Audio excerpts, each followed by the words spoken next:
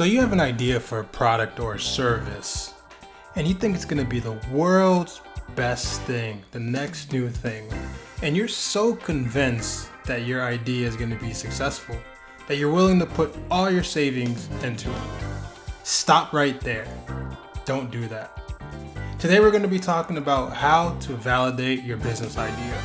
This is your host Carl from Power Multimedia, and most of the information on this topic is going to be from just my time during my master's in entrepreneurship and the classes I took to help me formulate this, as well as real world experience.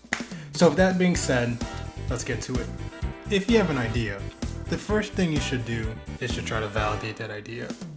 If you want to make an app or a product because you think it would be helpful to people, you need to try to prove it. You need to first realize or analyze who are your real customers. What do I mean by this?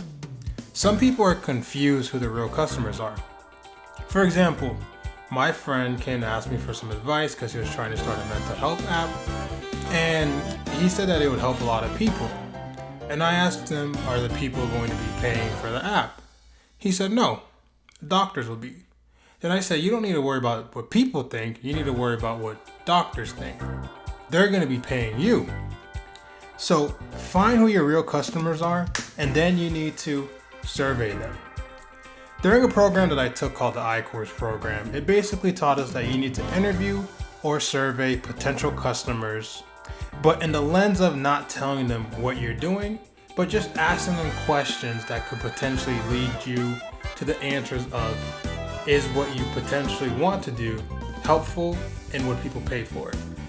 So an example would be, let's say you want to make a dog park bar. It's basically a bar where you can bring your dogs into it. You need to first interview people that probably are dog owners and just ask them questions. And just say things like, hey, do you go to bars? If you go to bars, typically, what are the prices of drinks you pay when you do go to bars? Would you bring your dog to a bar? And then so on and so forth. Just kind of like dig deeper until you really get to the crux on would they be willing to go to a dog bar and for how much? Eventually, you can get answers on what they truly think without telling them what you're doing. Overall, that program had a good message because it lets people know, it lets people put themselves in the position to find out if what they really want to do would actually be able to generate revenue. Now, with that being said, try to find 30 potential customers and interview them objectively. 30 is probably the bare minimum, I would say. The more, the better. If you can find 100, do 100. Ask them questions. You can take the I-Corps route, or you can just be upfront and tell them what you're doing, and you can survey them.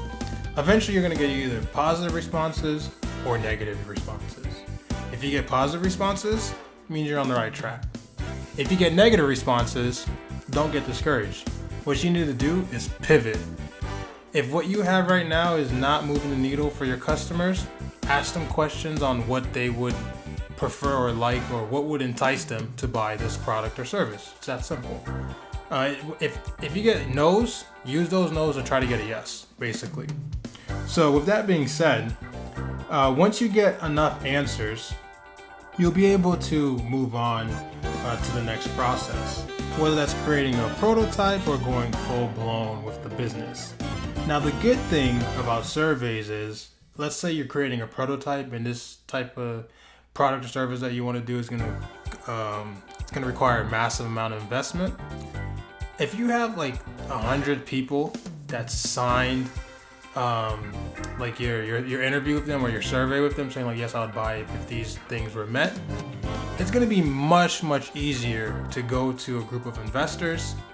You have a prototype, it's functioning, it's not perfect, but it's functioning, and you have a list of people that you spoke with that said they would buy it. It's going to be much easier for you to get an investment than if you had nothing.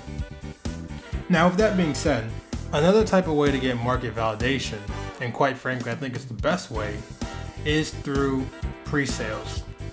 You can make a marketing campaign of what you're trying to do, and you can actually get paid up front and start trying to make that product or service after getting paid. There's not a better validation than people paying you full for what you're trying to do.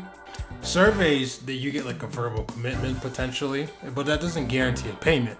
Pre-sales, you are guaranteed a payment. It goes into your bank account and you're ready to operate. So with that being said, I have a video talking about different ways to fund your startups. Link's gonna be at the top right corner. And remember, don't make a painful and potentially devastating financial mistake.